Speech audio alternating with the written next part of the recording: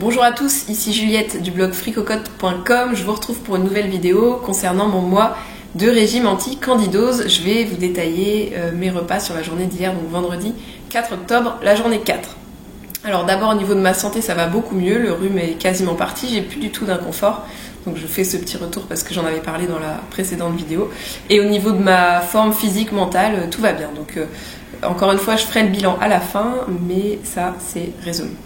Hier, donc vendredi, j'ai mangé au petit déjeuner du coconut bread.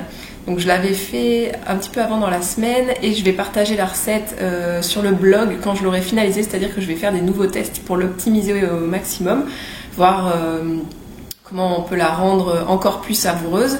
Mais je vous donne tout de suite quand même la base à laquelle vous pourrez rajouter des oléagineux ou peut-être un petit peu de chocolat, c'est ce genre de test que je veux faire. Donc la base c'est pour un moule à cake d'une taille à peu près standard, en fait en fonction de la taille du moule, vous adapterez juste le temps de cuisson.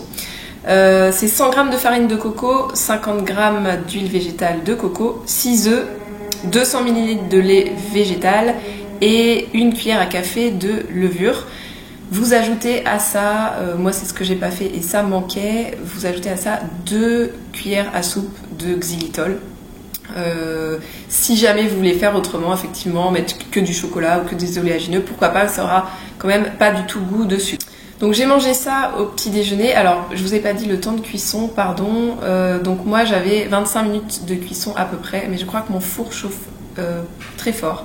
Donc vérifiez. Ensuite le midi, il y en a peut-être qui l'ont vu en story, j'ai mangé du foie de morue. Alors ça apporte plein de vitamine A, vitamine D, des oméga 3 de super bonne qualité. Donc j'essaye d'en manger de temps en temps. Je les ai mangés avec des petits crackers que je trouve ici au Québec qui sont sans gluten avec une composition correcte.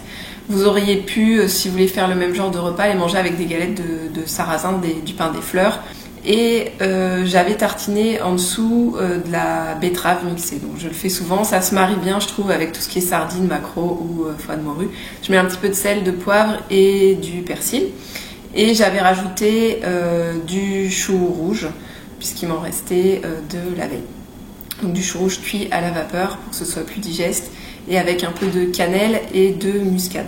Alors j'ai pas pris de dessert, comme à mon habitude le midi et même souvent le soir.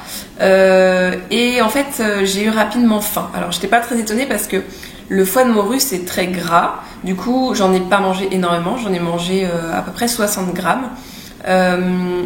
Et de ce fait-là, j'avais pas beaucoup de protéines dans ce repas-là de midi. J'avais pas non plus mangé de protéines le matin. Enfin, dans le coconut bread, on l'a vu, il y a des œufs, mais c'est quand même pas un petit déjeuner très protéiné. Et donc, j'ai eu faim assez rapidement. Ce que j'ai fait, c'est qu'au goûter, du coup, j'ai mangé un œuf. J'ai mangé un œuf au plat. J'aurais pu le faire en œuf dur. Hein. Là, je l'ai fait au plat pour que ça aille plus vite.